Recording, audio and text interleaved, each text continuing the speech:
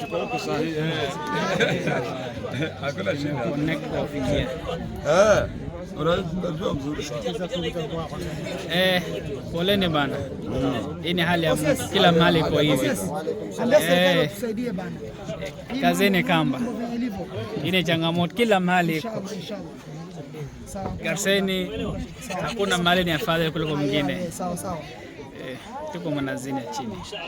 Watu wote wamezingirwa na maji. Sasa serikali inafaa kuwasaidia. Connect boti ya kwanza, boti ya pili, ya tatu, kutembea kuogelea ndani ya maji ndio tumewafikia. Sasa serikali ndio kufanya mwanya hapo ili kusaidia hao watu. Kutaka kupeleka chakula hao watu lazima ndege ipatikane, gharama ipatikane. Sasa huyu aliashaka na bado tunasubiri mheshimiwa Said Posta anaongea na watu. Saidi ndio huyu mheshimiwa Said Posta anakuja.